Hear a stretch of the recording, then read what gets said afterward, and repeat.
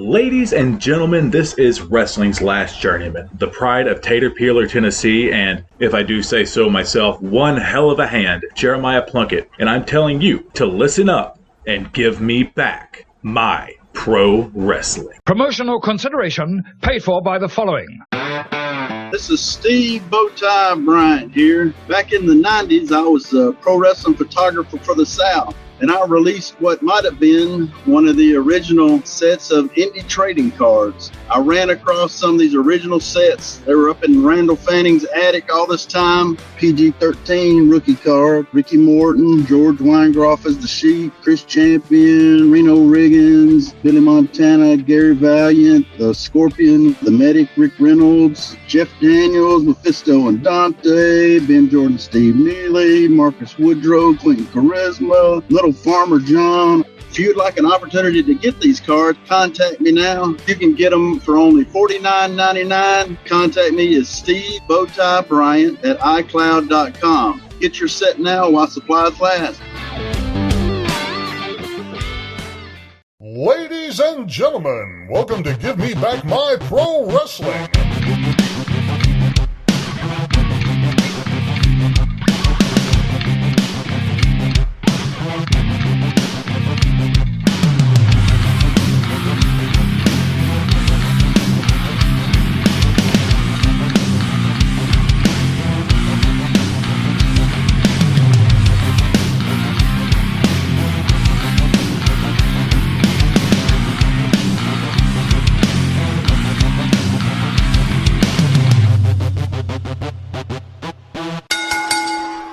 Ladies and gentlemen, welcome one more time to the Give Me Back My Pro Wrestling podcast. And today, everyone, we have something that I am so excited to talk about. So a couple episodes ago, we had Krull the Death Stalker on the show and actually had an excellent episode. He's in our top 5 all time, having great numbers, just really ecstatic about the results on that show. And so we first of all want to thank you all so much for listening to that. But second of all, I want to thank you, Krull, for being on again, because at the very end of that show, you dropped a little something on me that I haven't been able to get out of my brain. You said, oh, we didn't even get into the Plunkie Kojima story. And I'm like, oh, dude. Oh. And so I've been talking to my brother and I've been talking to these guys and this guy, and I could not wait to get this together. So today on Give Me Back My Pro Wrestling, on a very special bonus episode, we have Jeremiah Plunkett, we have Krull, and we are telling the NWA Kojima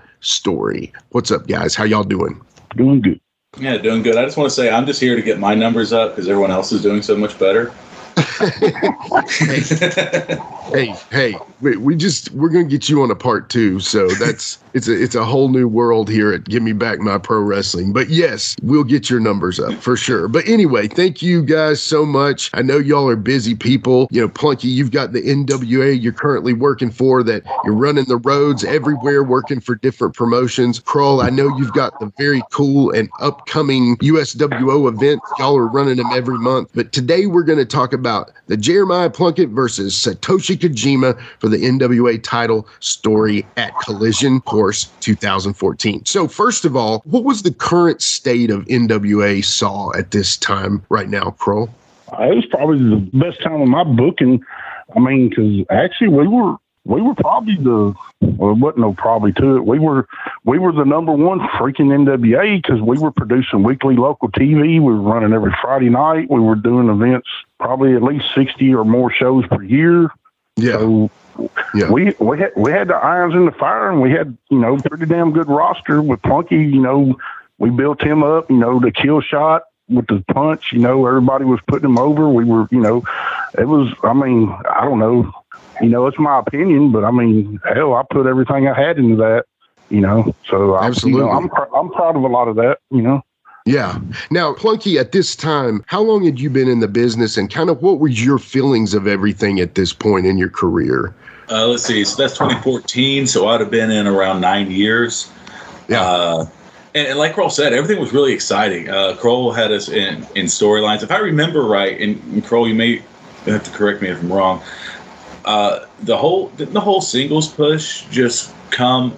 I know the babyface turn came from me doing a 2-on-1 match against the Lords of Chaos and darn near bleeding out.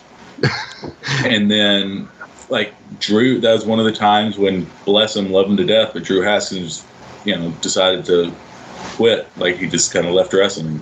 Yeah.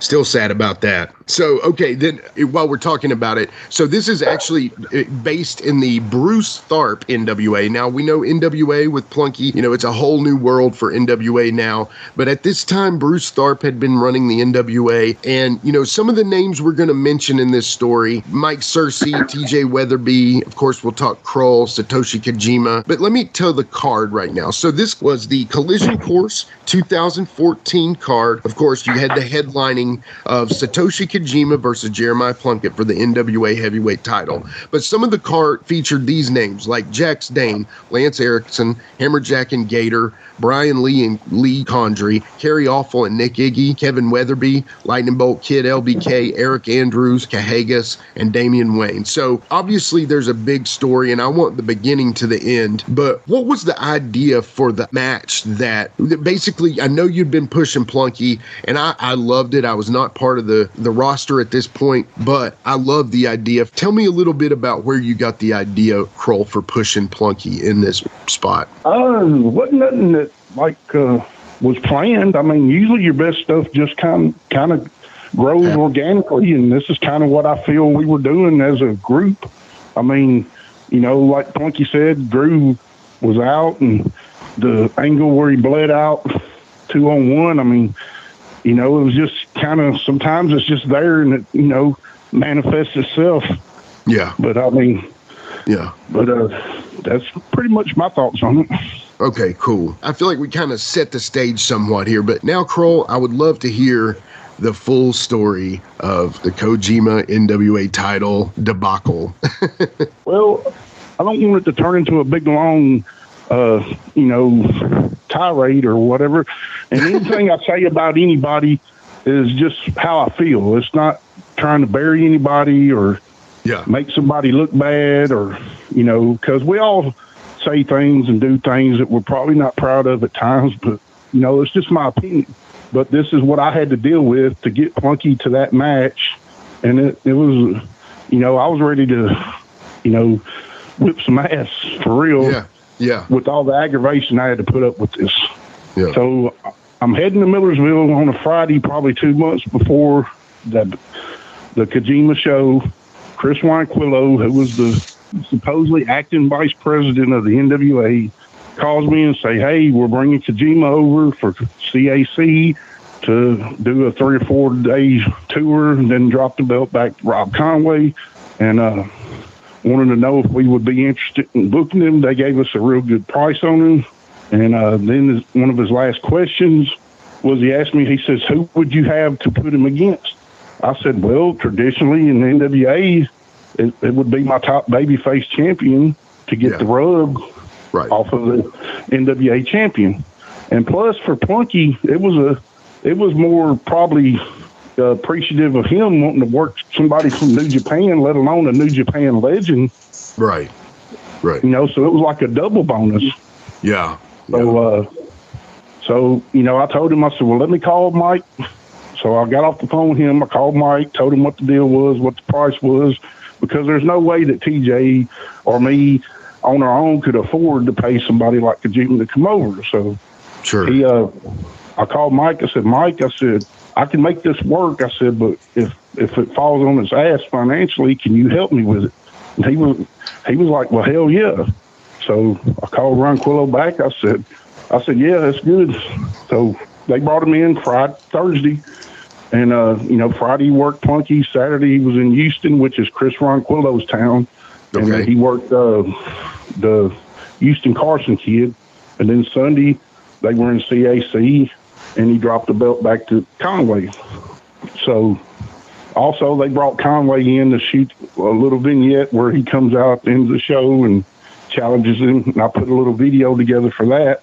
And I went home after that long day, after all that show, come home and put that together for them, uploaded it on my YouTube channel, and then they stole it and put it on their official NWA page and took credit for it. Oh man, so of course. That's kind of where we were. But to make people understand how I feel about Chris Ronquillo, he was pretty much like the Paul Adams and Reno Riggins relationship, like Saul used to be. Okay. Paul did all the work and the heavy lifting as far as booking and setting up shows, and so basically any of the office work that had to get done, Paul Adams did, and then Reno kind of shows up and plays boss. Sure. If y'all understand what I'm saying. Absolutely. And that's kind of how my perception of Bruce and Chris Ronquillo's relationship was. Okay. And I've always dealt with Bruce on anything up until this point. And so this would have been 2014. So we became NWA right after the lawsuit was settled. So it would have been December of 2012. So about 19 months into it. Yeah. So, but anyway, when he had called me that original day, about 2 months prior, and I called Satoshi, and he agreed he would help me with it if we needed be. And I told him, yeah, but he got back to his question. He says, well, who would it be? I said, well, it would be my top babyface champion that we have. He says, well, who's your champions? I said, well, my Southern champion is Jason Kincaid. Oh, I like that idea. So I up when I said that because he just, because that guy was one of Smoky Mountain's top guys, and oh, that'd be great. I'm like, but it's going to be Jeremiah Plunkett because that's my TV champion, and my Plunkett's here every week. Kincaid's only here when we can get him. Right. And so it's basically like he heard that, and from my perception of going back and putting it, playing it through your mind, that's how I feel like he got kind of like thinking it was going to be Kincaid. Okay. It never was going to be Kincaid. It was always going to be Plunkett because Plunkett was our homegrown babyface that's there and going to be there after Kojima's gone. But the fact that you said Jason Kincaid because, you said, well, that's my top babyface, but obviously you don't have a lockdown on him. Plunkie's your guy. So anyway, I think that in his mind, he heard me say Jason Kincaid. I don't know. I mean, but I was pretty blunt and clear. Hey, it's going to be Plunkett. So anyway, probably a few days later, we start putting our stuff together and everything. Satoshi calls me and they're like, well, they have some reservations about it being Plunkie. Ronquillo wants it to be Kincaid. I said, if it's going to be anybody other than Plunkett, I said, let them pay it, and then we'll film it and all that, and, and be a happy brand and get on down the road. I said, there's nothing wrong with Plunkie or Kincaid. Either one of them would be perfect to work Kojima. I said, but if it's going to be in the sawmill, it's going to be our homegrown guy. And at the time, that was Jeremiah Plunkett, the guy that paid the way that's there every week, Yeah. So, they let it simmer for about a week after that. And when it probably about 5-6 weeks out, I get a call from Bruce and Cersei. And Bruce is like, Tim, we got this relationship. You know how everybody tries to, as Tony and LT would say, sabi die young, trying to get you to do something. Yep. And I'm like, well, Bruce, that goes against everything that we're trying to do traditionally with the NWA. So basically my comeback to them was like, there's no way New Japan is going to give a shit if it's Jeremiah Plunkett or if it's whoever, I said, we're paying that part of the freight. It's already been agreed on. And, we're your standout member. I don't care who says or disagrees with that. At that time, for those 2 or 3 years, we were the standout number one. They needed us, in my opinion, more than we needed them. Sure. And so, and I was already sour on Ronquillo because what I offered Bruce and them from day one is like, hey, y'all come in here. We're a central hub. You can get all your key guys here once a month or every other week. Y'all can have the building for free. I'll do the production for free. Let's make an NWA show that we should be. And Ronquillo will always shout, well, the building's too small. And I'm like, yeah, but it looks great. It's a shithole that looks great. And it's made for TV because I spent over $2,000 on lights, getting stuff done, stuff wired. to have that place looking the best it ever looked those last 3 years that we were there. Yeah. And, you know, even Bruce tells me now that he regrets that they never, you know, like I told him, I said, if it ain't what you want, it's better than nothing, and it's a great start. And there's no other indie at that time that had a turnkey setup, and production wouldn't have cost them nothing. Talent would only cost them whatever to get them in here. So, I mean, they could have afforded that, you know? Right. But he always shot that down. And I think the reason he shot it down is because it wasn't his idea and it wasn't his, you know. But anyway, so anyway, I'm on this call about 8 days after we make the deal for Kojima. It's you know, Bruce trying to sobby-dobby that, yeah, you know, New Japan has, you know, he says, I've seen Plunkett. Plunkett's, you know, solid as they come, but, you know, and I'm like, so I get mad because I'm the type of person that, you know, is cut and dry how I feel, what I want, you know, what I want out of something. And, you know, my thing was we had more to offer than any other member. We played, you know, we were team players, you know, and if anybody in the whole world deserved that title shot and that rub, regardless of where it was, it's somebody like Plunkie, a homegrown talent, you know, that grassroots, you know, the son of a gun was over like a son of a bitch then. You know, so it was just the time, everything, the feel, you know, it was almost like a Rocky story kind of feel, you know, in my opinion. Yeah. So anyway, I get sideways with Bruce, and I just go off. I cussed him I didn't cuss him, but I was cussing so bad that Bruce, you know, I think it kind of offended him. You know, I was like, look, dude, I said, this is how it is. I told him from the get-go, I said, look, either y'all can pay to bring in Kojima. If y'all want to do it here, we'll tape it and produce it and give it to you how you want it. But y'all bring in who you want and y'all pay for the match. Yeah. I said, because other than giving you a place to do it, I said, there's no benefit for us. Yeah. So Bruce, you know, and I feel kind of bad how that conversation came off because you know, for me, when you're trying to do what I'm doing, trying to have that creative outlet and put all that into running the show and then trying to turn that into a weekly TV show, when I'm dealing with knucklehead shit like this, it takes away the creative process and it kills me, drains me, makes me just want to headbutt the wall and go home. Yeah. A lot of times. And I have. Yeah. So anyway, that called it in well, and Bruce was like, well, I got to go, you know. So we got off the phone, and I just told Mike, I said, Mike, it's Plunkett or it's nothing.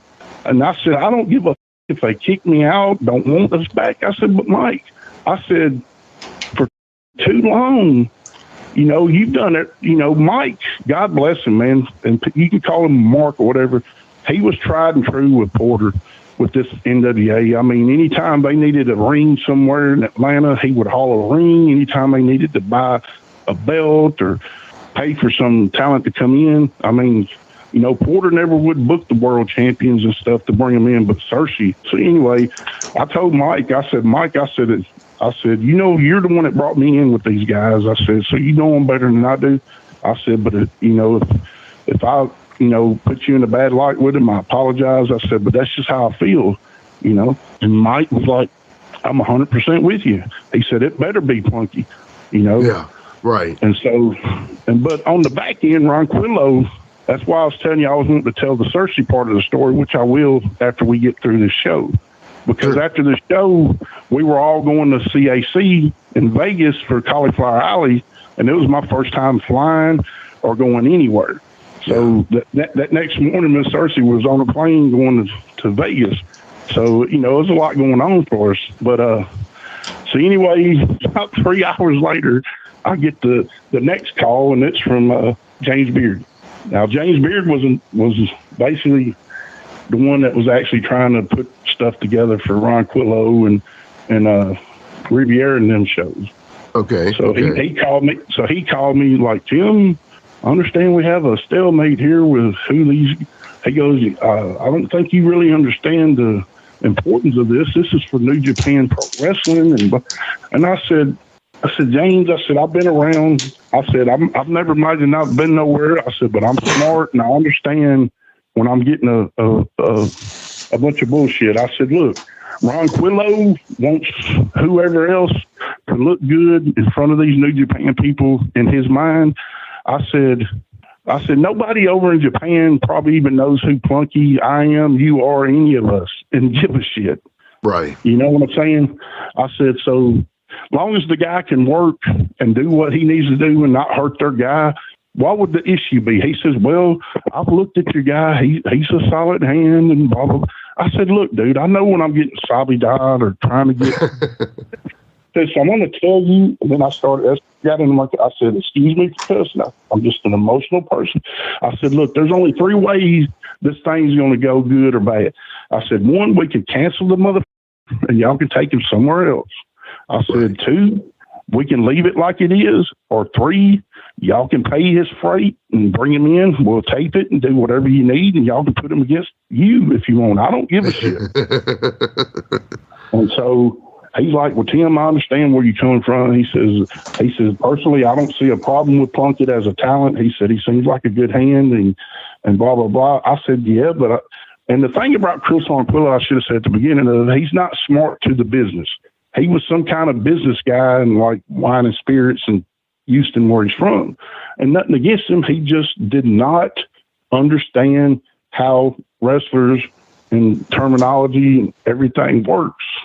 Because, you know, it's like, dudes, I told you, Jeremiah Plunkett, day one, and here we are. And they didn't even want Kincaid at this time. This time they're talking about Damian Wayne. Yeah. You know, and that's what I was going to ask. Yeah. When did Damian Wayne enter the picture? So it's right now that Damian came into the picture. Okay. So, you know, and they Damian over because when they first took it over, you know, and then they shit the bed with Cabana, Pierce. Yeah, they shit the bed with that. That could have, you know, they could have got a good rub off of that. And those guys would have done business, I think. But anyway, so they had a vacant world champion, so they were doing like some shitty 6-way match in New Jersey somewhere. And Damian was supposed to go over, and from what I understand, because the smart marks on the alliance board at the time knew it was going to be Damian Wayne, Ron Quillo made them change it. From what I understand, what I was told, to Cahagas, which Cahagas I think is a great gimmick, great character. To me, his striking and punches are just as good as Tim Ernesto's. I mean, you know, just smooth, but not a bad choice for a champion, but just a hell of a way to shit on somebody. Sure. So I think in their mind, that was them trying to, you know, and at the time they were feeding Damian and them with a bunch of shit that they were going to New Japan to, which, you know, if they were or not, I don't know. Like I said, that was just, you know, the buzz that they were. But, you know, me, I'm straight. You know, look, it's going to be Plunkett, or, you know, y'all pay for it and do what you want. That's basically what I told them.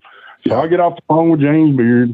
So then a few days later, Mike's like, I'm like, well, what do they want to do? He goes, well, I don't know. I think you really, you know, offended Bruce by cussing so much. I'm like, well, Mike, you tell me all the time that you've cussed Ron Quillo over stupid shit. Like, he says, I have. And so I'm like, you know, and even Mark Anthony, he agreed. He said, it's Plunkie or nobody. So we get to nut cutting time. We bring Tracy down and do a month's worth of vignettes with him training and coaching. Which, let me stop you right there, were stellar. That was some of the best, I mean, honestly, television that I think y'all have ever done. And as a sometime person on the roster, we ever did, whatever, I think that build up with Tracy on par with some of the best ever, honestly. Well, great I don't think it was our best because we were the smartest people in the room. I think it was the best because it was organic, like I said at the beginning. Yeah, it all just kind of play, you know, it's kind of like when you got Lawler and Dundee in a feud, and the people know that there's heat. You know, sometimes that's the best, you know. Right. You know. So anyway, we get and shoot all this stuff with Tracy and stuff. So then after they sit on it for about 3 weeks, they finally, you know, come to an agreement with Cersei about bringing in Damian Wayne. So that was just kind of thrown there. I was like, well, dude, ain't nobody going to give a shit because the build is Plunkie.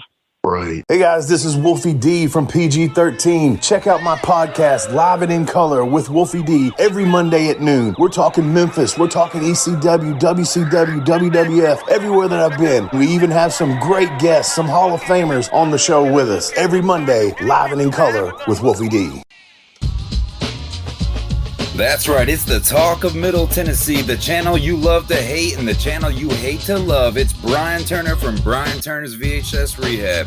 And if you're looking for matches from Wolfie D to Jerry Lawler to Dusty Rhodes and the team that put a pimp before your eyes and a goatee between your thighs, Booty Call and Athena, go to lostwrestling.com. See, I made it easy for you. Brian Turner's VHS Rehab. Booyah. So we get to Thursday before the show. All of them fly in. So me and Mark trying to be good hosts. We take all of them to. We were wanting to take them somewhere nice, but because Jack's Dane come in was wanting to watch some game or something, we wound up going to Bailey's Sports Bar out in Rivergate. So we're all at Bailey's Sports Bar out in Rivergate, and Ronquillo is like telling Kojima, "This is the Ford. Do you want some?" You know, like trying to hold his hand. And I think Plunkie can tell you that he wasn't that hard to understand and deal with. Sure. I think he was a lot smarter. So I told Mark, I said, can you believe how they're talking to him like he's some 5-year-old or something? Sure. You know, and like I said, I'm not trying to make anybody sound bad or anything. It's just, you know, my opinion of what happened. Sure. And if they don't like it, you know, they can call Jimmy Street and they can call me. I don't care. So, but you know, I don't think Bruce had any ill will towards it being Plunkie. I think he was just dealing with his little buddy Chris, what Chris was wanting, because all Bruce really cared about was showing up and playing big shot. Sure. Which is nothing wrong with that, because if you know what you got to deal with, then you know.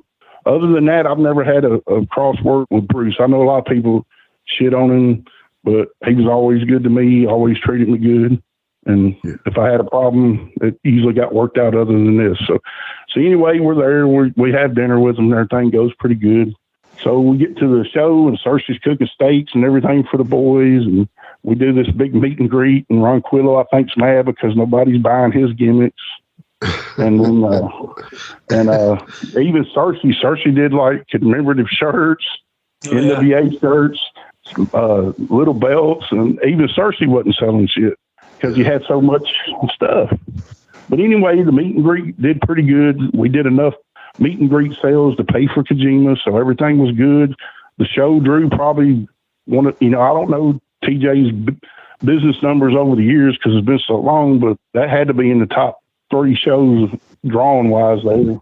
And so that day, the fire marshal shows up 3 times before bell time, threatening to shut the show down. And TJ's shoot capacity of everybody in the building was like 175 people. Sure. Nobody really ever knew that. So that means wrestlers, referees, everybody, fans. Yeah.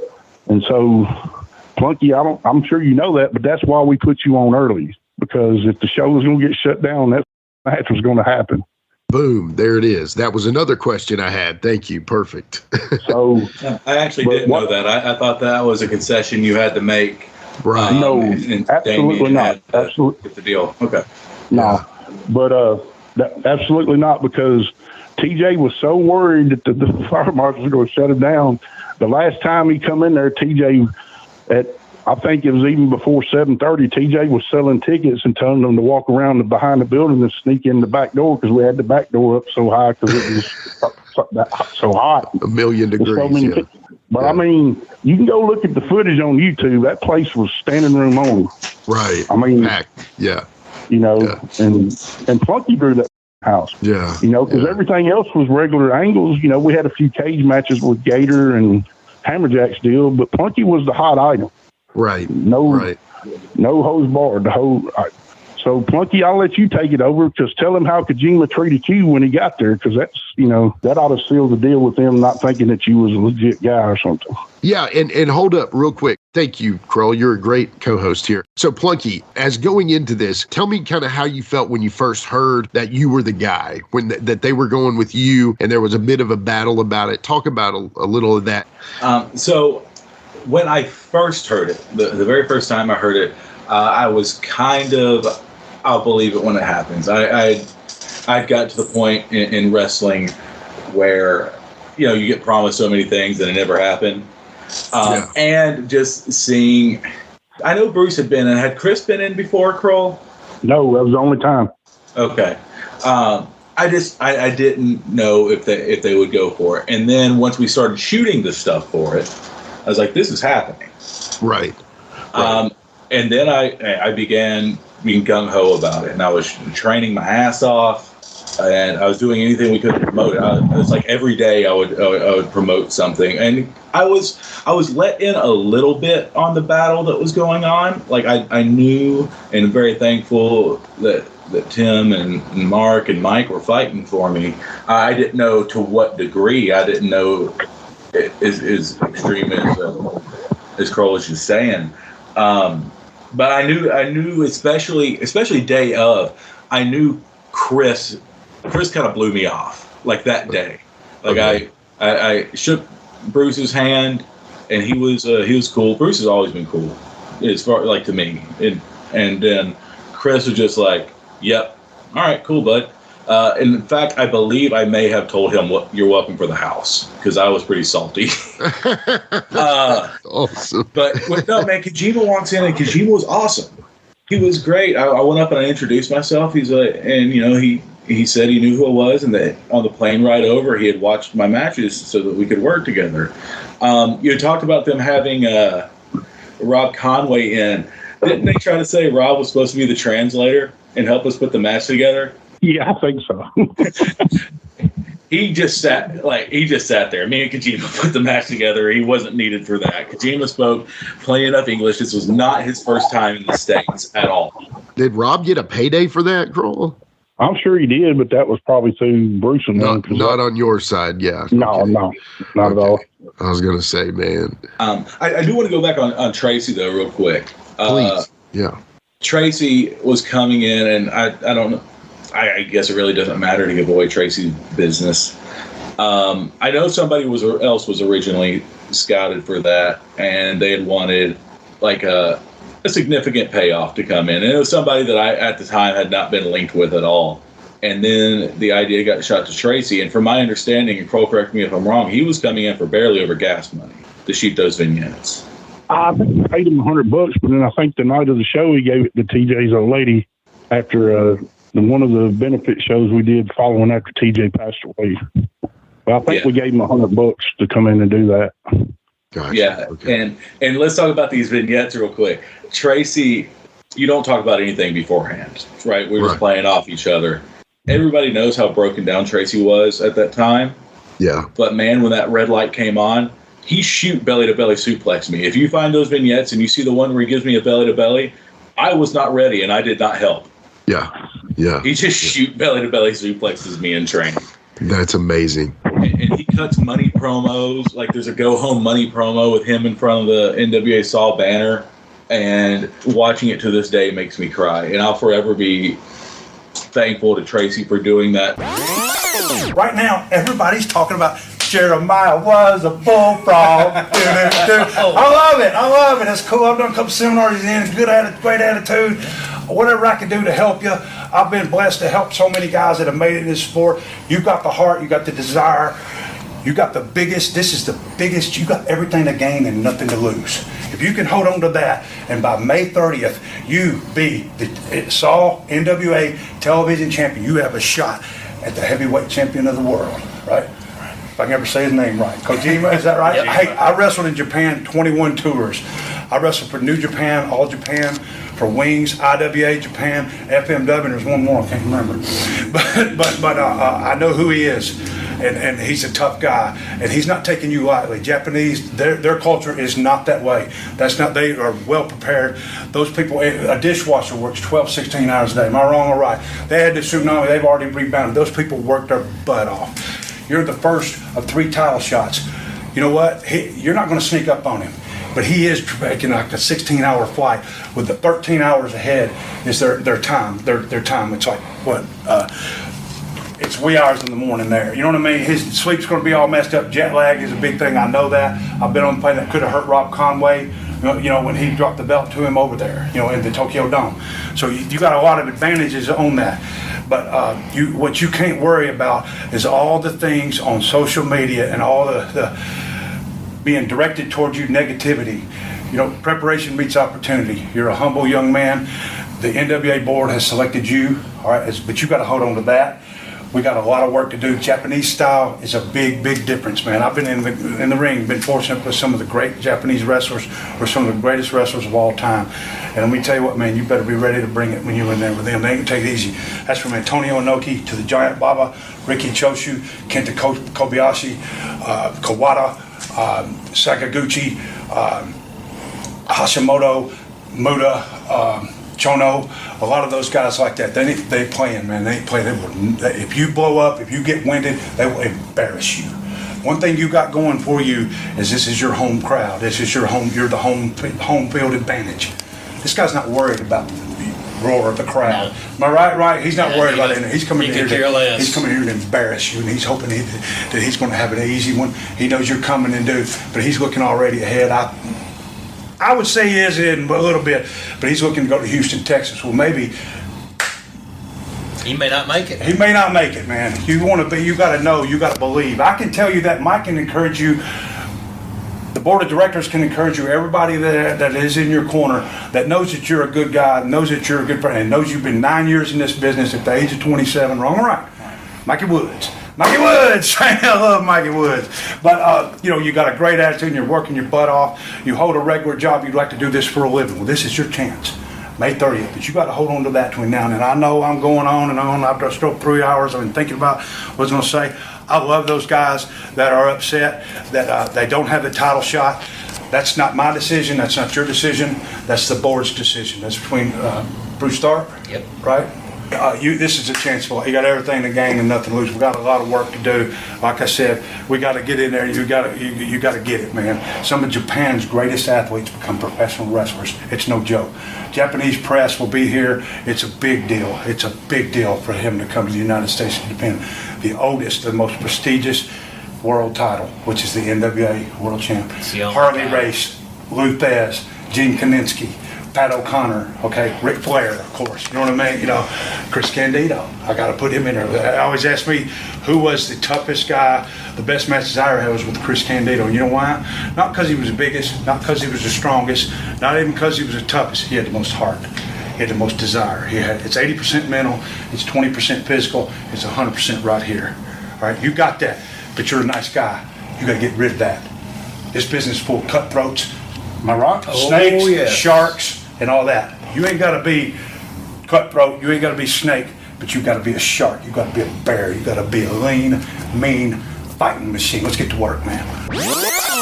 Before the match, he was like a legitimate coach. Like, he shot the vignettes, but the whole time I'd be warming up, and he'd be like, "Hey man, hey, you need some calories," and he'd give me a protein bar. And then he'd come back a little bit later with like half an orange. Like, "Here, man, you need this for energy." All right. Yeah. He's leading me through warm-ups, and I'll tell this now because I'm sure statute of limitations. And then he hands me a lower tab, and he goes, "This will get you loose out there." Like, Tracy wanted me to succeed. Yeah, man. He just wanted it. Oh, he was, God, I'm crying. Sorry, guys. It's okay. He was the best. Reminded me of Candino. Oh, God, yeah. That was the biggest compliment I've ever been given in my life. Yeah. Around 20 years ago, and this is a true story, God bless his soul, Chris Candido. You guys remember him? Oh, yes. I wrestled him in the finals of the NWA tournament. Dennis Corluzzo, you remember him? Oh, yeah. He's not with us no more either. It's 93 or 94 or something like that. And we had a tournament. I wrestled Devin Storm, got past him. Eddie Gilbert about killed me. He sprayed me with the fire extinguisher. Oh, gosh. And I lost in the finals to Chris Candido. You remind me a lot of Chris Candido, your heart, with your being a humble young man that you are. But one thing Chris Candido had that you are doing now, he trained, he lived, eat, and breathed our business.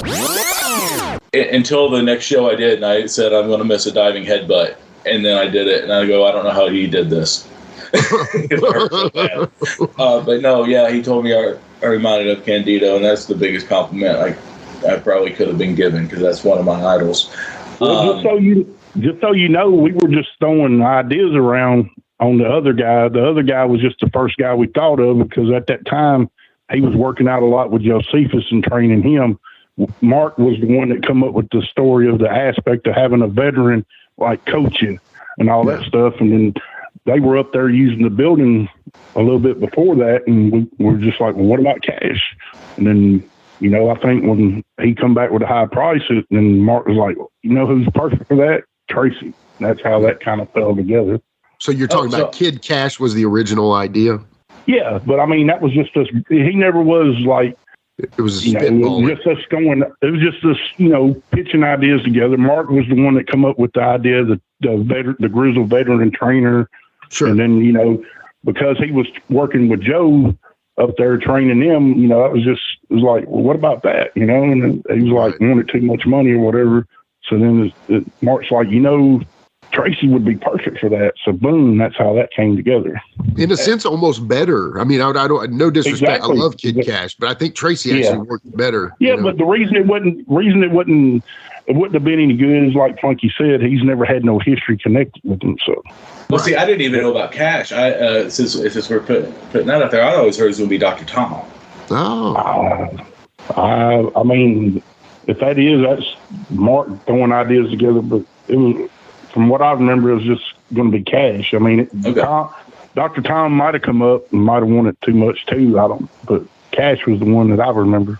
I've also been hitting the head a lot, so it's possible I'm conflating a lot of things. But this whole time I've been under the impression it was originally Dr. Tom. No, it was Kid Cash. Okay. See, you're right. I do not know half the things about this. I love this. I'm loving this. Yeah. I remember it being a locker room sellout too. There was people totally not on the show, just hanging out. You know what tickled me about that too is Quentin, you know, messaged me, he called me or messaged me, asked me, he said, would it be okay if I came to the show and come in the back? I said, motherfucker, you better. That's your boy. Yeah, seriously. Yeah. You know? God, he's so humble. Oh my gosh. Yeah. Do you ever just want to shake Quentin sometimes, Plunkie? Just say, dude, you're awesome. Chill out. I tell him it all the time. He's always been like that. I don't want to say always been like that, but he's definitely become like that. Man, and I wanted him to be there for that too. I remember I went and picked him up. Yeah. Like I brought him because he was already starting to not get around too great at that point. Yeah. But that's one of the two shows my parents ever came to. That's awesome. That's awesome. Yeah. You know, so it holds I have a few flyers from my wrestling. The only thing I have up in my office, not right now because we're about to move, but the only thing I have up in the office right now, as far as flyers wise, is that flyer because that's one of the highlights of my career. Yeah. Probably the highlight of my involvement in anything, too.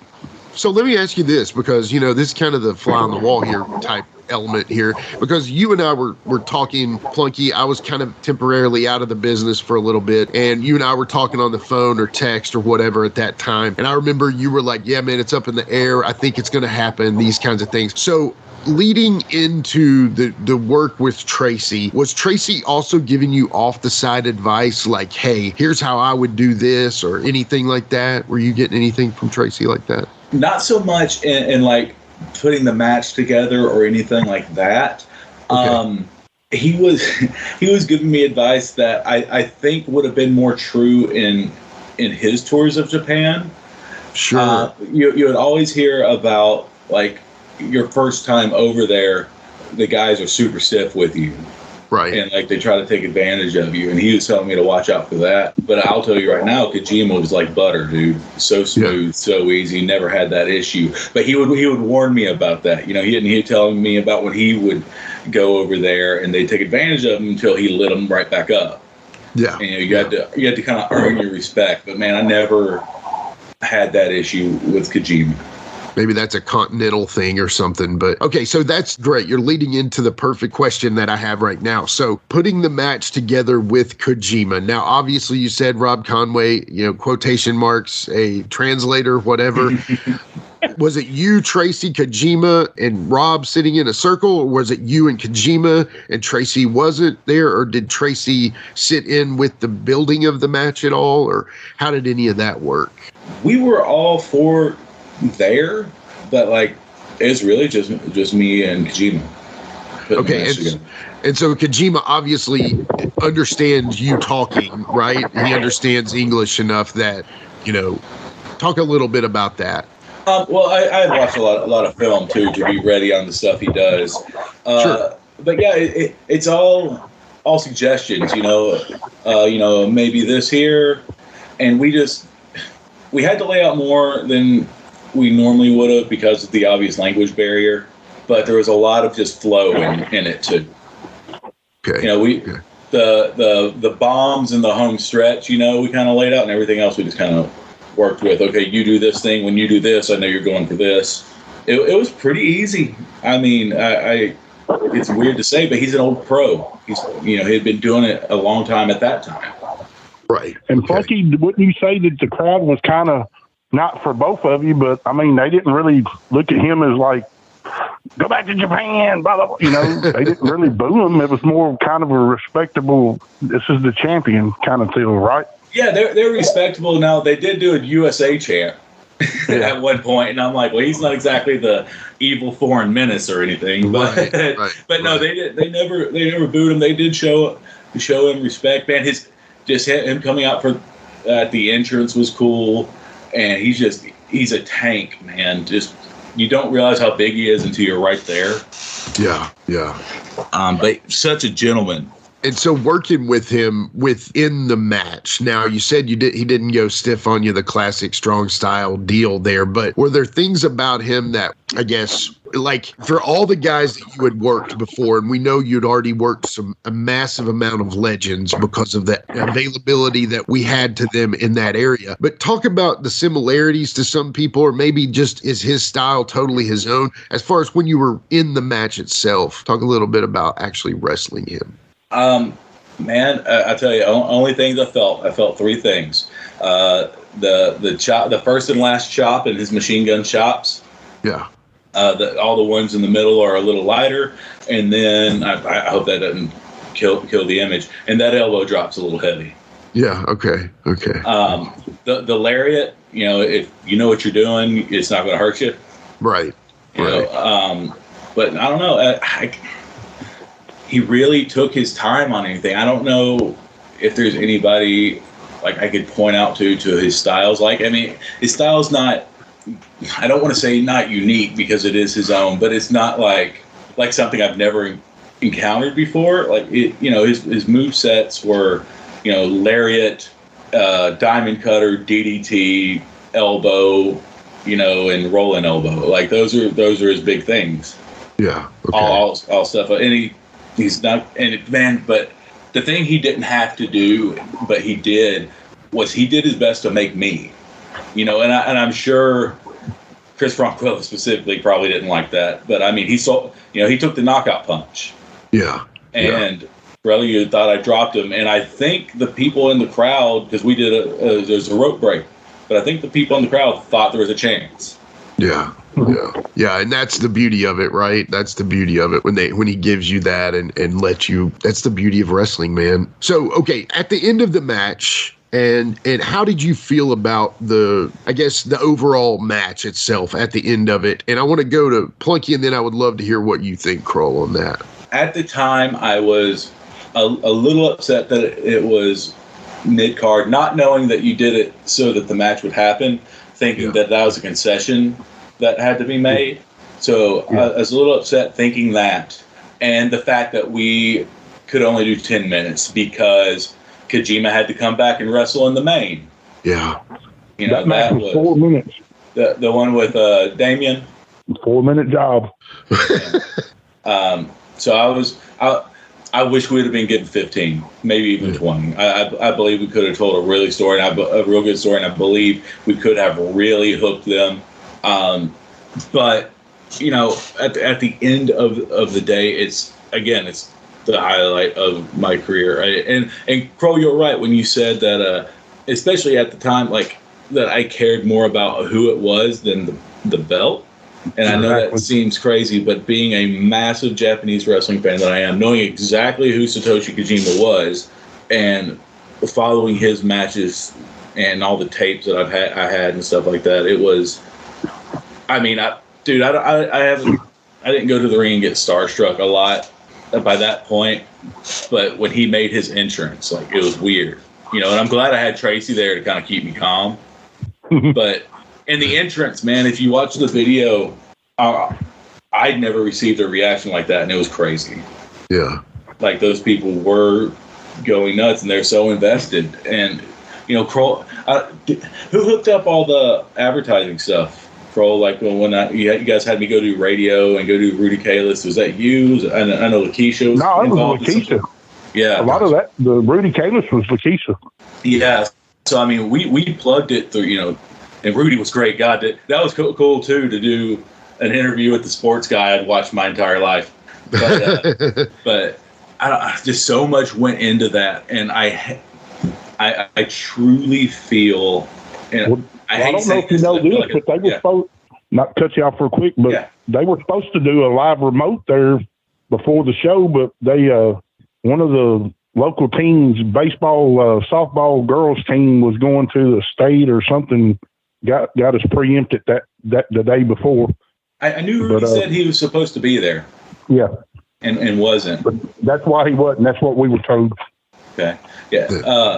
I don't know. I really think, and I hate this because it sounds like I'm tooting my own horn, and I hate that it was a missed opportunity because of the drama. Yeah. Yeah. I think it could have been, I don't know. I just think it could have been awesome. And it was awesome. Like, don't get me wrong. I'm not saying it wasn't.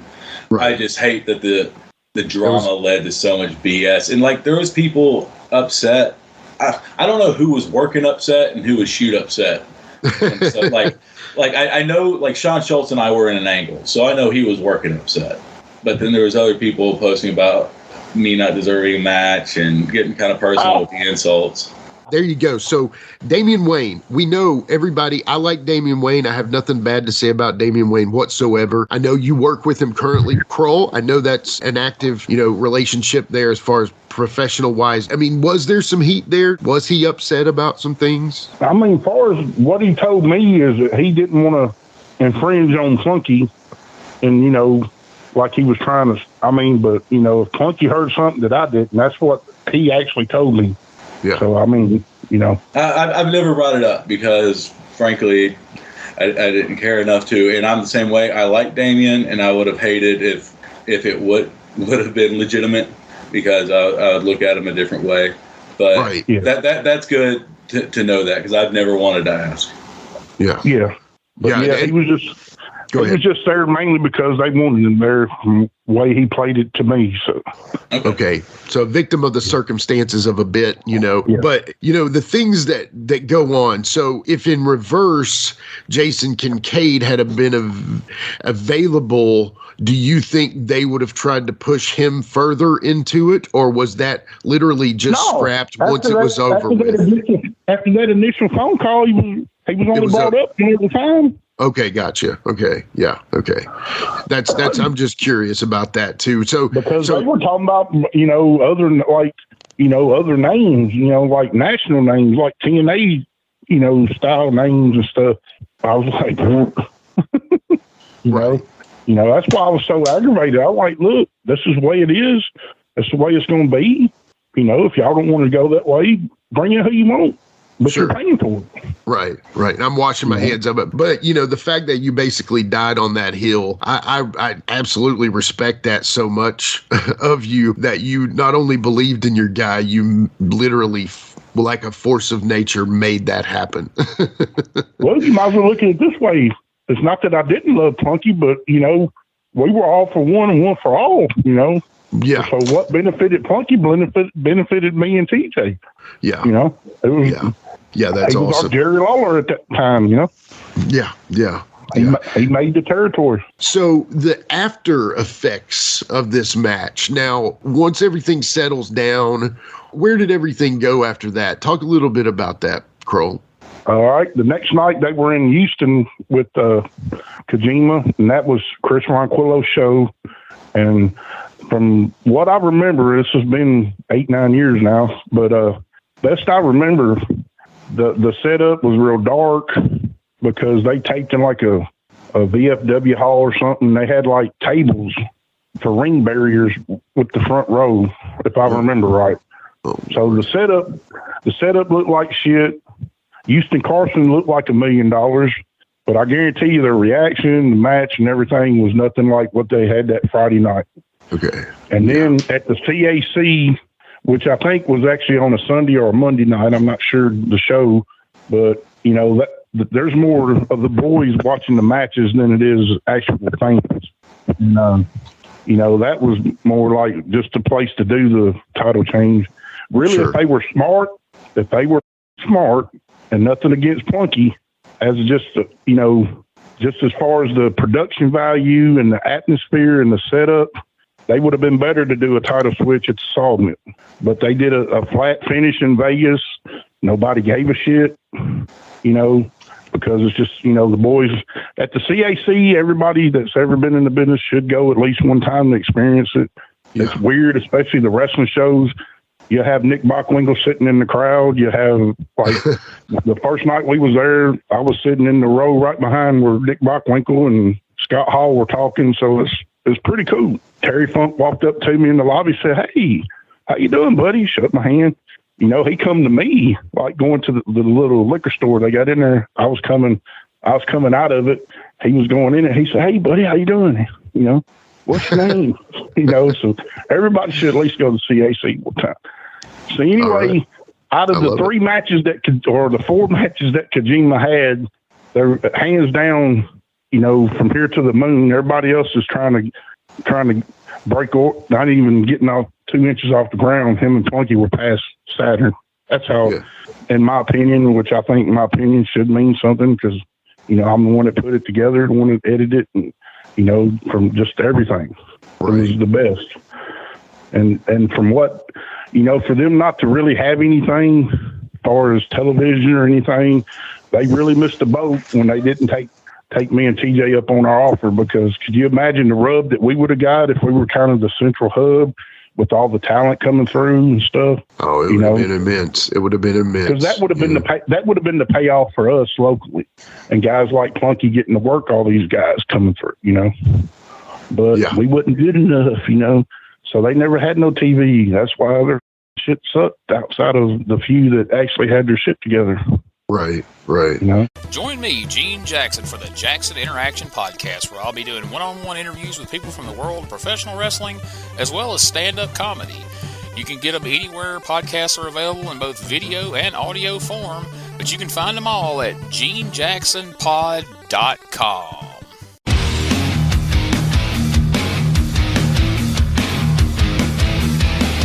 Hey everyone, this is Shane from Insane Shane's World. I release wrestling figures of enhancement talent, mid-card wrestlers, and wrestlers that you never thought would have a figure available. So if you're interested in adding a really cool and rare figure to your collection, then don't hesitate to contact me at shamtheman73@gmail.com. That's SHAMtheman73@gmail.com. You can also join my Facebook group. Just search Insane Shane's World.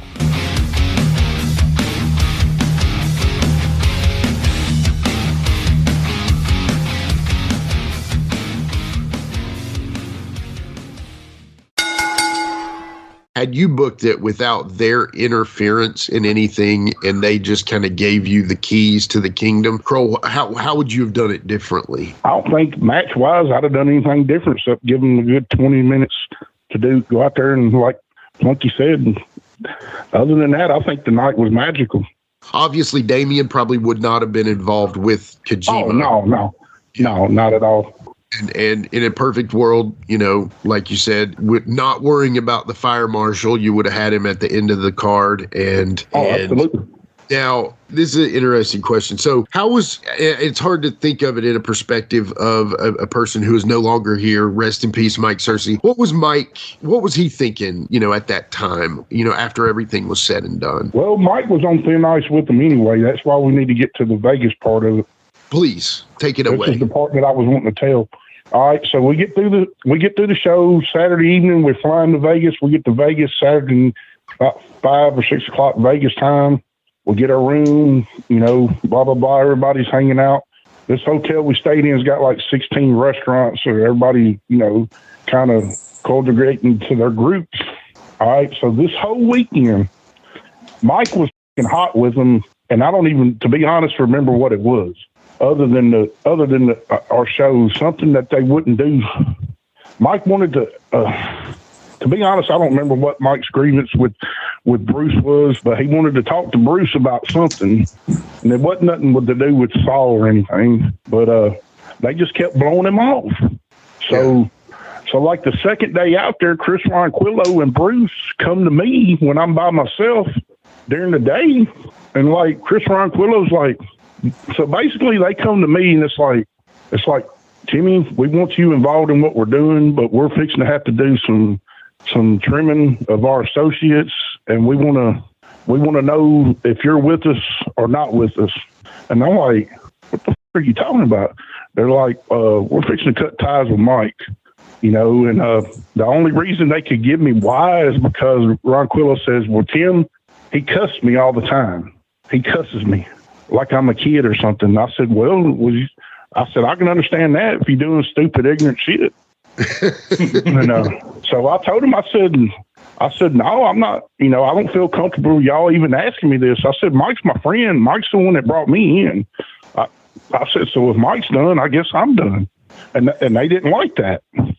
Not saying that that's not why they didn't do anything with Mike, but finally, like the third day, Bruce got with Mike, and they basically, and to be honest, I don't think I ever really knew why, but they get, told Mike they didn't want him no more, or Mike. But if I remember Mike right, before they told him that, Mike just went ahead and quit and told y'all blah, blah, blah, and all that, which I thought was up because we brought Kojima in, did this whole damn weekend with him and all this bullshit, and then they do Mike that way, especially out in Vegas. Why not do that shit at Nashville, save him trip and some time. So that, I was like, man, this shit, so yeah. And they never gave me a reason why other than that he cusses me. Yeah. So, that was probably the only time I was mad at Bruce, but it wasn't nothing he done to me. It's just because of the way they were doing my friend. Because like I told him, I said, dude, wrestling doesn't pay my bills. I said, I work for a living. I do this as a creative outlet and try to make a little money. Right. I said, we're doing 60 or more events. We're running a weekly town. We got our own venue set up perfect for TV. I've offered it to y'all several times, and then Chris goes right back to that. Well, Tim is just too small. I said, yeah, Chris, but go watch some of my shows. The way that is shot, it looks bigger than what it is. It looks better than what it is. Yes, it's a shithole, but it looks good for what it is. Right. And it's a start. Yeah. So you have nothing, and I'm trying to give you something that's better than nothing. So I was just like, see, anyway, that same day, I think that was when Nick Nitrous texted or called me and told me TJ was in the hospital. So you talking about coming off a high of a lifetime to a low of a lifetime. Right. So we flew back, I think, Wednesday night and got home like early Thursday morning, like 6 o'clock Thursday morning. And then I think me and Mike went home and then got cleaned up and then met back out at the hospital. So TJ was in there for like, I think 10 days or 2 weeks. And you just talking about, man, you talking about riding a high and coming down low with the Cersei shit. And then with the TJ, man, it's like, damn, man, but that's life. Yeah. But as far as my friendship with TJ, I'm glad that was the last show that he ever was at. Cause it was like, we were the shiznit that night. You know what I'm saying? Everybody top to bottom. Right. What a way to go out for our last show. So that's one, not only because of Plunkie being able to do what we did with him, but it was just like a magical night to me. And you can't really, you go back and look at things and think, well, what, but it's like, man, it's almost like perfect. Yeah. I know he was proud of everybody and proud of it's like, shit, dude, it's like, why can't it be this every week? But, I'm sitting here tearing up. But man, that's probably the most proud moment of my life, far as, because I look at my career that I'm more proud of stuff I've done doing TV or something than I did anything I did in the ring. Yeah. Because I never really cared to be a headliner in WrestleMania. Nothing. I just I just love to be able to know that I could get in there and do it, you know, just like discover it and learn it and excel at it, you know. Sure. But yeah. You definitely carved out your niche for sure, Krull, you know. So anyway, the rest of the Vegas story was Ronquillo and Bruce. Come to find out, guess who else was into it? Who? Guess who else was into it? You don't know, Plunkie? You can't guess? Was into Ronquillo and Bruce was into it. Oh, well, that's not surprising. Okay. Because when all this was going on, Bruce invited me and James Beard like 2 a.m. at this doodle exchange. They were coming back from partying somewhere, and they seen me in the lobby. Said, "Come on, Timmy, let's go sit down." So I went over there, and Bruce was just throwing Ronquillo under the bus and making little slurs and shit. Because at this time, Ronquillo was trying to like recruit Riviera and them's group to join the NWA, because I think they were going to join Dave Marquez's stuff. And this is traditional championship wrestling, right? TCW. Yeah. Well, I think this was after they had pretty much folded up, or were folding up, but they were trying to get Riviera, you know, because Riviera, not trying to be mean to Riviera, because, you know, the guy was just a money mark for us. Right. Like some of them are. I mean, y'all know Plunkie could probably count 20 on his hands and feet that, you know, that pay to play. I mean, that's just what it is. But the first night at the first show we were there at CAC, Ronquillo, when Dave Marquez walked in, that mother watched him like, he said, Bruce, he's looking over here, look at him. He just looked. And finally, after about 2 hours of that, I told him, I said, "You want me to go over and slap the mother?" And I'm like, who gives a you know? Yeah. But anyway, I don't know really, or would even remember what Mike's heat with Bruce and Ronquillo and them was, but I think it was more with Ronquillo, because Ronquillo was the one running everything. But okay, now I'm having recall. A lot of that might have been over Vordell getting the national title. Okay. And I think that's where Ronquillo and Cersei got into it, because I didn't know this, but this is what I was told, that Mike wanted Vordell. I told Mike, I said, "Man, Vordell will be a good national champion because he gets around and he's a hell of a talent." Yeah. So I'm not saying I put that in Mike's head, but Mike took that idea and ran with it. And from what Ronquillo and them told me in Vegas, now that I remember it, Ronquillo saying that he told them that me and him both were going to quit the NWA if they didn't give Vordell a national title run. I said, "Well, that ain't true on my end. If Mike told you that, that's on Mike." I said, "But if Mike's gone, I'm gone." I said, "So, you know," I said, "Mike brought me in, and if Mike's out, I'm out."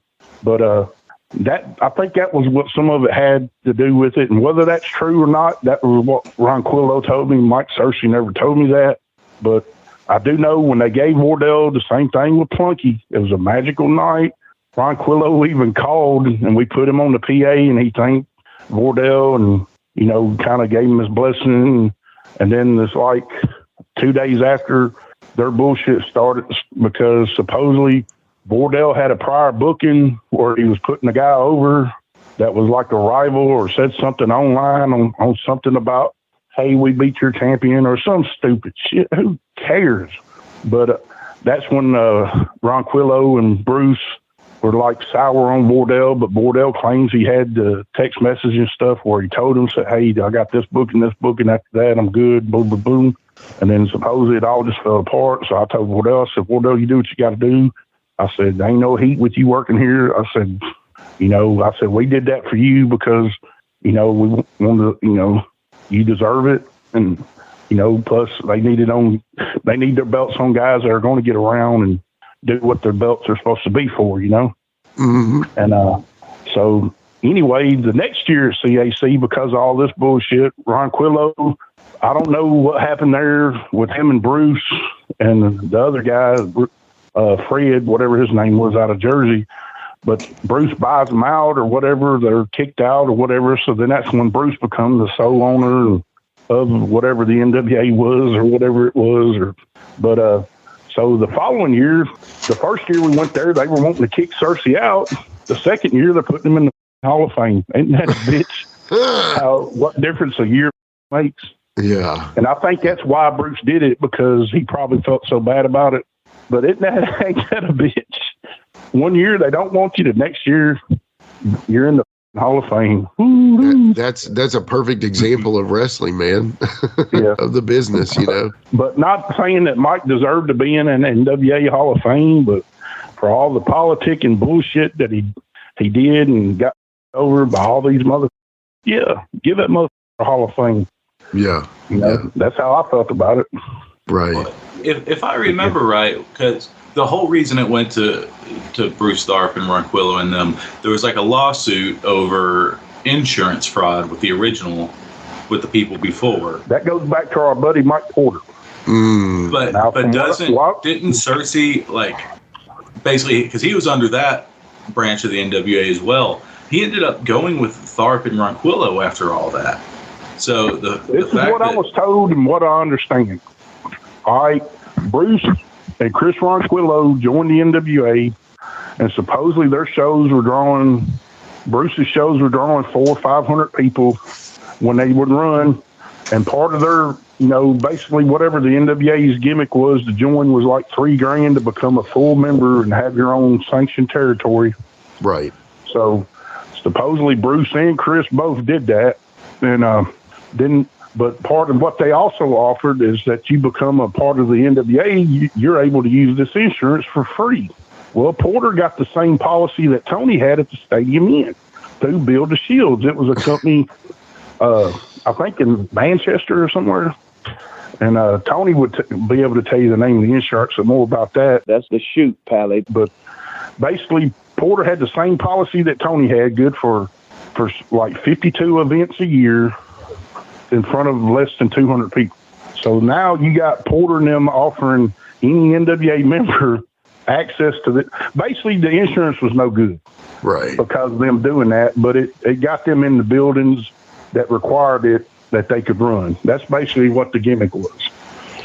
So that's what, from what I understand, because Bruce and them never would tell you, and Cersei never would tell you, because it was, you know, I guess when they agreed and settled, but that's what Bruce and Ronquillo sued them for, was fraud, because they had bought into a company that the insurance was no good. So I guess that's where their gripe was. And then, according to Cersei didn't tell me any numbers or anything, but he said when they got to investigating everything, the lawyer out of that was over the books, there was no money in it. So it was like it was a Ponzi scheme for the ones that were on the board. You know, whatever monies was coming in, there wasn't anything there for Bruce and them to get other than the trademark and the ownership of the brand. So The reason Cersei was named on it was because he was a recognized board member of however many it was, 7 or 9. So it was Porter, Bill Behrens, Dave Marquez, Cersei, Fred Rubenstein, and Robert Trowbridge out of so it was about 7 or 9 of them. So all of them agreed to give him the brand. So that's how Bruce got the brand, from what I understand. That's the short version of it. But, okay. But Cersei and Fred Rubenstein were the first ones to like cross over, because Cersei was upset that it wasn't any money in the treasury or whatever, you know, when everybody's paying this money in and it's not being done right, according to Mike. Because if you know Mike, like I know Mike, he you know, he's like Barney Fife. See the sins of Reds? You know, he wants it by the book, you know, the way he tries to, you know, and wrestling ain't that way, brother. Right. But yeah, that's pretty much how that come down. And then as soon as that happened, you know, Cersei's like, "Hey, you want to join the NWA?" I said, "Sure, why not?" And I think we actually became NWA Saw in the second week of December of 2012. Yeah, I remember that. Yeah, man. So, well, since we brought him up, how was Porter's reaction to that? That I don't know. Porter hadn't talked since probably 2000. Yeah, but you hear stuff through the grapevine, surely, didn't you? Well, here's something that y'all probably popped for. What I was told by Bruce and Chris Ronquillo, is that when they were trying to settle the lawsuit, that I guess because you had to go and like they would send a subpoena or whatever because you're named in this lawsuit, Porter would, like when they would send him shit, he would send them like negative shit back with them. Yeah. Whether it be a letter or a phone call or shit. But that's how Porter was. Like, of course. Right. Right. So yeah. I figured y'all pop for that. Definitely. That's just, yeah. So, okay, Plunkie, after this match and after things went as they may, one question I have is, what was Tracy's reaction to the actual match? I would love to hear his thoughts on it. And then also, what did it do for your career as far as bookings after that, if you don't mind? Let's see. So I just remember Tracy, I don't remember what was said. I do remember Tracy giving me a big hug afterward and saying good job. But as far as any details on what was said, I can't remember. I've been hit in the head too many times. As far as career, I had already booked a tour a couple dates in Australia through, actually thanks to Krull, because a couple of Australian guys came through and Krull. Great guys, put them over. Yeah, put them over. Yeah, Sharp Carter, Chris Target. Let's see, who else was with them? Yeah, it was 3 of them, wasn't it? Yeah, James Grace. They came in, worked with Drew and I, and we ended up taking them out downtown and becoming friends with them. And they ended up, we're going to bring me and Drew, and then Drew quit, but ended up bringing me in shortly after that. So had that. Things kind of heated up a little bit, and then. Shortly after that, I ended up tearing my shoulder. So any momentum I had went away because I was out for 6 months of shoulder surgery.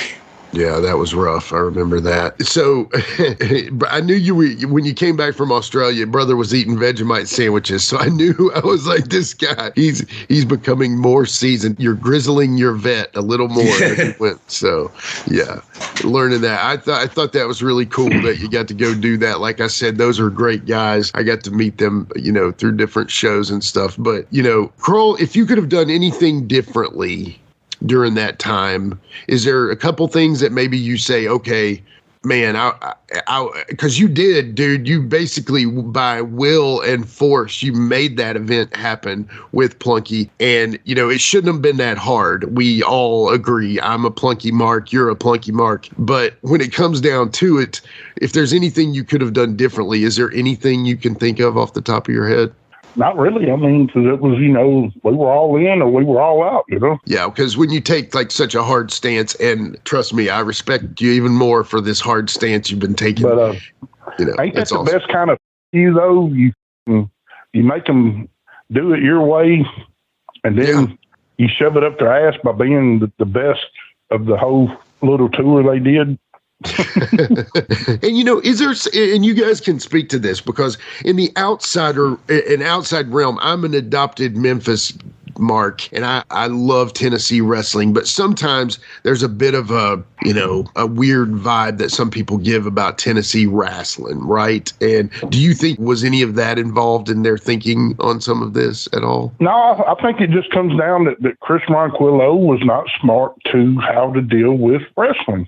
Yeah, and I think for whatever reason, it had to be somebody that he, in his mind, was a credible person that these people in New Japan would. And I'm telling you, there's no way that anybody they dealt with in New Japan gave a shit about Plunkie, me, or Damien, or whoever the hell he wrestled. Right. Because if that's the case, why did the Houston Carson kid get in there? Because he's just, he's probably the Plunkie of Chris Ronquillo's show. Sure. Any word on what Houston Carson's doing nowadays? Anybody know? He runs his own gimmick. It's called Lions Pride Den. And I think he has his own little school, and they run little shows and stuff. Seems like it does pretty good because he's always posting stuff. That's cool. Good deal. He's not on a nationally televised, though, anything? Or, yeah. Okay, yeah. Yeah, but you go back and look at when they first took over the NWA 2, all the major titles were on all of Chris Ronquillo's guys. Yeah. Okay. So yeah, my mentor Kenny Still lived in Virginia and was trying to get the NWA Mid-Atlantic promotion. But Bruce Tharpe was essentially okay with that promotion. It hadn't ran in several years, maybe even 5 or 6 or something to that effect. But he was okay essentially by someone owning it but not running it. What would be the story for that? I mean, not to know the details, but why would Bruce be okay with stuff like that, do you think? I don't know. Get Bruce on your show, maybe. I have no idea. That's the first I ever heard of that. Yeah, he said, hey, I want to be the MWA member. I want to get NWA Mid-Atlantic going. And there was a that was one of the guys that Damian Wayne and Lance Erickson worked for, because I think they were bringing their belts, or they were, doing the belt collecting bullshit. Sure. They were lugging all these belts around. Which is, man, an extra bag for all your belts. But yeah. And Lance was on the show that night. Lance was kind of, a writing partner of Damian Wayne and good friend. And again, Plunkie, can I confess one thing to you without you being mad at me? Sure. When you tore your shoulder, they gave us the control of the national title, and the reason you didn't, they were under the impression that you would get it. But the reason you didn't was because you hurt your shoulder that time. I never told you that, and I always wanted to. I mean, there's no reason I'd get mad at you. If I could have done it, I would have. But yeah, I know, but I know y'all. I know you and Drew were kind of sore when we brought in Conway and Jax with the world tag titles. But that was just political with Bruce and them. That was just trying to, play the game with them. Is why Damian and Lance got that shot, not you guys, Oh, that's why I never told y'all.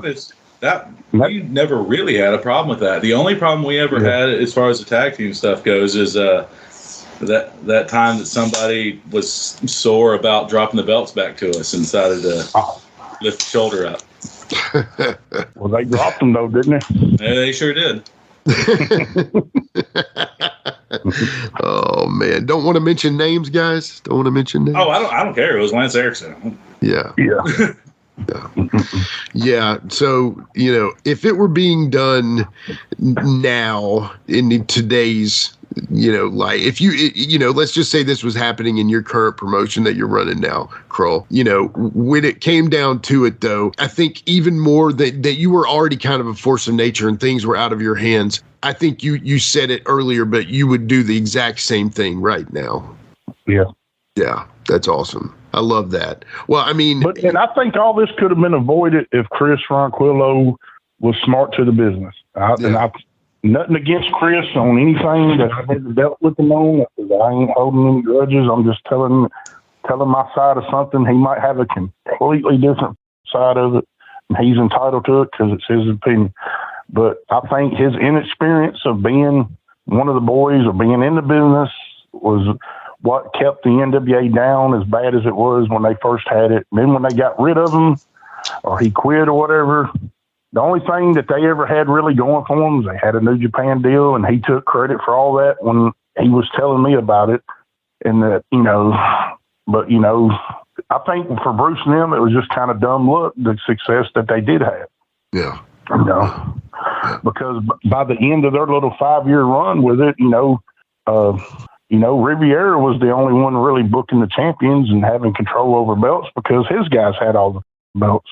And because by that time I was helping Farron and Franklin, and I was still an NWA promoter, and we did a couple shows up in Cookville just for footage and stuff like that. And that was when we had the national title on Eric Andrews. And then when Farron sold it to James Carver, James wanted me to stay on and help him book. So I did for the first year or two, or whatever, up there. And we were still NWA.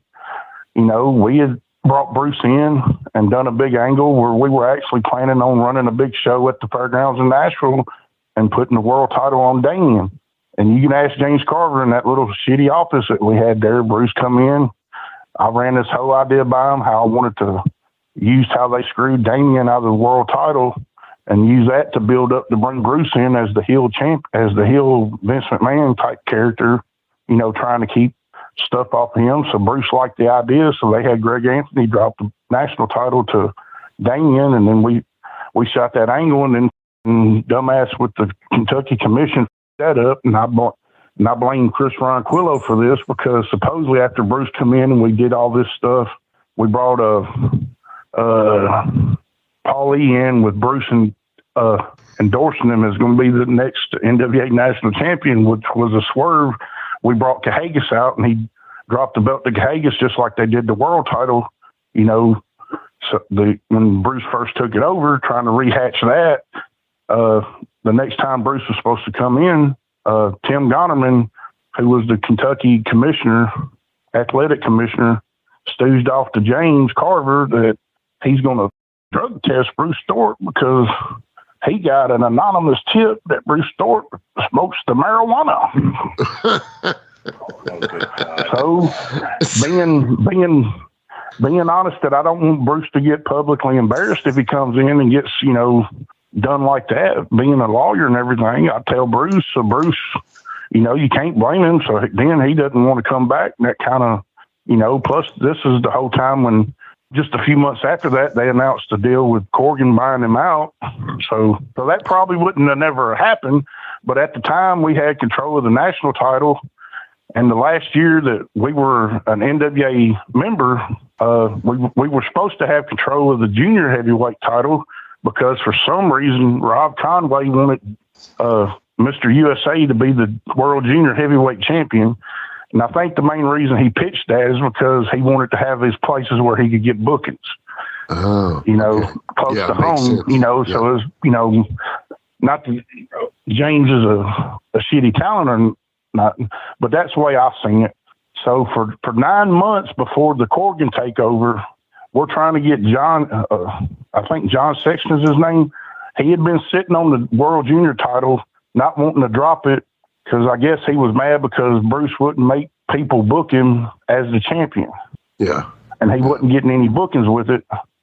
So by the time we finally got it, he held us up, wouldn't just come in and drop it. We had to book him. So at the time we didn't have the sawmill. So we booked him and Eric in Tullahoma. And then the next night, Eric beat him in Dyersburg. So then when we finally got the belt, Eric had it for probably 6-7 weeks, and finally dropped it to, you know, Mr. USA. But yeah, I'm glad I got to tell all this because I've been wanting to tell this shit from you. Well, thank you so much for doing it on my show, brother. First of all, thank you for that. Because this, like I said, when I said it was a very special bonus episode, this is going outside of the normal drop day. I'm literally, this is a very special bonus episode. And once you brought it up, I couldn't get it out of my brain. Here's another funny thing y'all would pop for too. All the Riviera camp and all the James Beards and all, not James, but the guys that was around that was like in that little circle, they were all shitting on Bruce when we were trying to do this angle with Damien, and he was like cutting these promos, like putting over Paul Lee as the real Nature Boy and on the NWA history, and they were like, you know, it was all a swerve to bring Cahagas in, you know, and they were messaging Bruce, and Bruce was sending me text messages, said, look at these folks. They're not realizing this is a work, you know. So it's like, damn, man, you know, work themselves into a shoot, right? Is that the deal? Yeah. Golly, this has been epic, man. I mean, honestly, but you know. but the thing that I do have a respect for Bruce for is because I think to try to make everything right with the way the Plunkie Kojima stuff went down is why we had it lined up with the national title. However long after that was, the next year or whatever, when Plunkie was out with his shoulder. Yeah. You know, and they still, you know, let us have it. So that was, you know, it was bad for Plunkie, but good for Eric Andrews, I guess. Right time, right place. Sure. Yeah. You know. Yeah. It was a great angle for me too, by the way. So thank you for that, Krull. Sure. Yeah. Had a lot of fun with that. But, you know, when it comes down to it, you know, this has just been one of those epic stories that, you know, it's almost like I want to hear Paul Harvey say, and that's the rest of the story, you know? Now you know the rest of the story.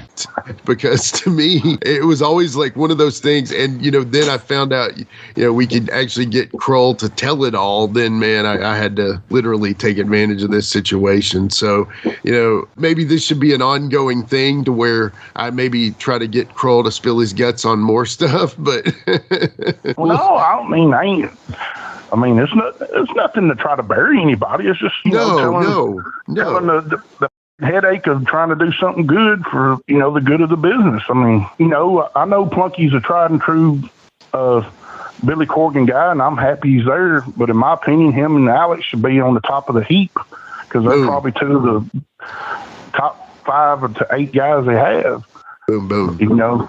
Yeah. But I would say that little build up in the modern era of the NWA since probably the 2000s, that's probably the best build up of any world title match, in my opinion. Not that because it was ours, but just how it came together.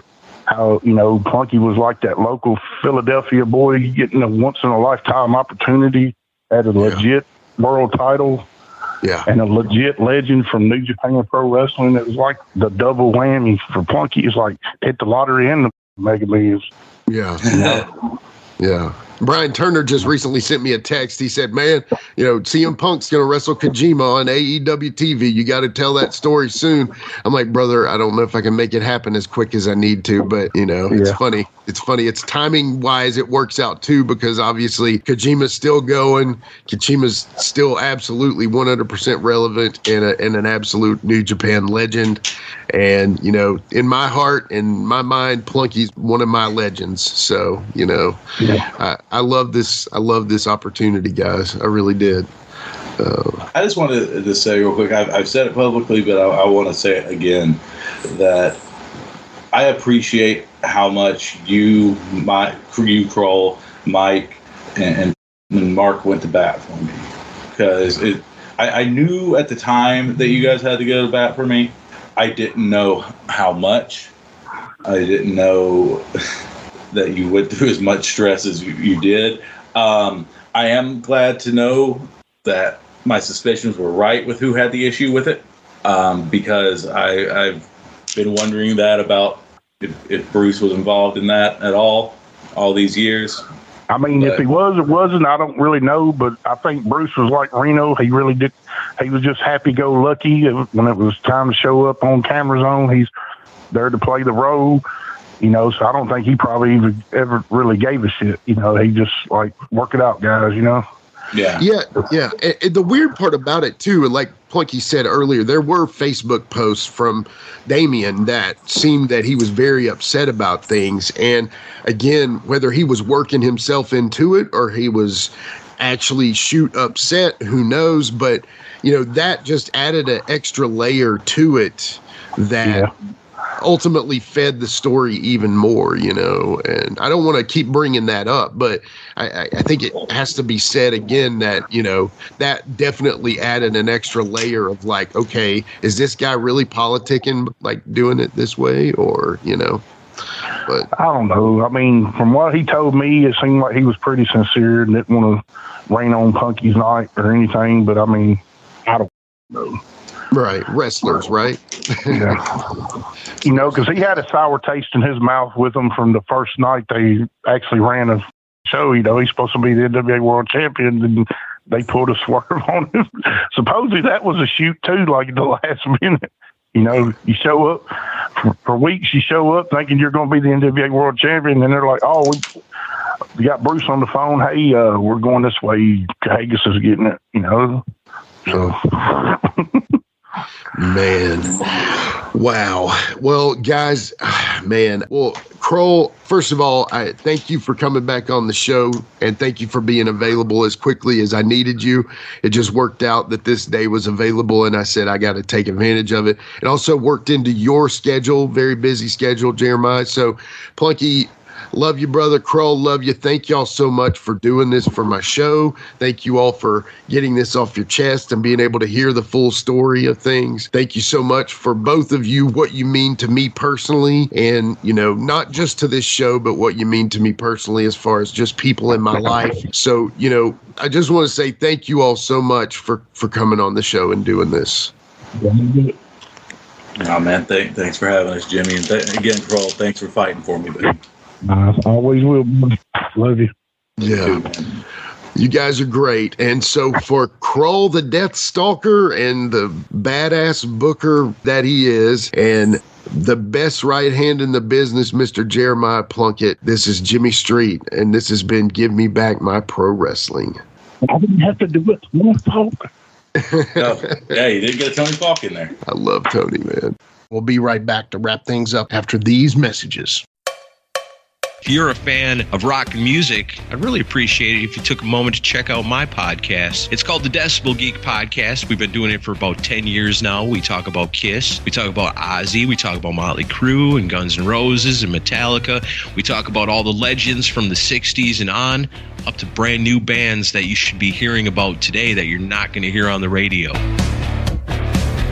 It's Decibel Geek. Wherever you find your podcasts, you'll find us there. If you love rock and roll, I can almost guarantee you're going to love my show. This is The Big Picture, Michael Jablonski. Don't forget to tune in every week to Jablonski's Pissed Off on the Mike Jablonski's Pissed Off YouTube channel. The what's wrong with the sport? He's gonna tell you all about it. He doesn't care what you think. You're gonna hear all about it. Mike Jablonski. He's so pissed off. Mike Jablonski. He's so pissed off. Mike Jablonski. He's so pissed off.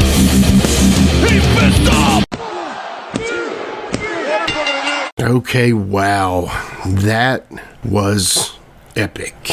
We could have kept going on about more stuff that led into other stuff, but man, I feel like we got so much of a just great story right there, guys. And I just appreciate Krull so much for coming on and telling that story. For sure, appreciate my buddy Jeremiah Plunkett for coming on. Just thank him for sharing his point of view in that story, learning some stuff about things he didn't even know. So, thankfully those guys are sharing with that. Y'all, if you like these types of things, these kind of focus on one major story, and doing it as a bonus episode, you guys let me know if y'all enjoy these types of things. I would love to do more of these, but, gotta have the listeners liking it to make sure that we can do them, I know there's plenty of stories out there that, guys can tell one long story and we can do it as a bonus episode. If the listens are there and the downloads are there, then I'm all for it and we'll keep doing it, Maybe we'll call it Street Exclusives or Jimmy's, I don't know. You guys tell me what you think we should call it. That'll be y'all's homework, is tell me what we should call these episodes, because I would love to keep doing them. The Plastic Sheik has given me his blessing to do these by myself. That's important to me because Jared's such an important part of the show, and I really honestly couldn't do it without him, but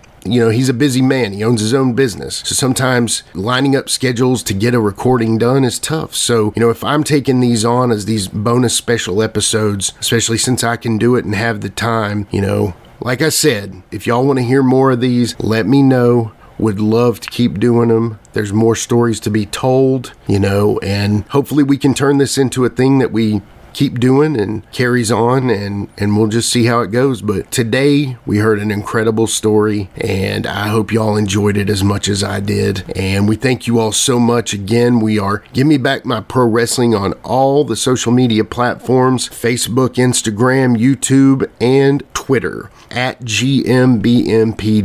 Another thing, guys, as I say all the time, go on the apps that you listen to us on and rate and review. If you listen on YouTube, make sure you're subscribed. Follow us, like us, post something, say something about the show. I just can't thank y'all enough for all that you've done so far with us. We're really blessed to have the awesome listeners that we do. We're also very blessed to have the amazing guests come on and share their stories. So we do have some great things coming up down the line. I don't have a specific guest just yet for our next episode, but that'll be dropping soon. That's why it's so important to be on our socials, because you'll see all of the upcoming shows as they are announced. Again, y'all are awesome. Thank you so much. Once again, for Krull, for NWA Star and best right hand in the business, Jeremiah Plunkett, I'm Jimmy Street, and this has been Give Me Back My Pro Wrestling. With a tear in my eye, this is the greatest moment in my life.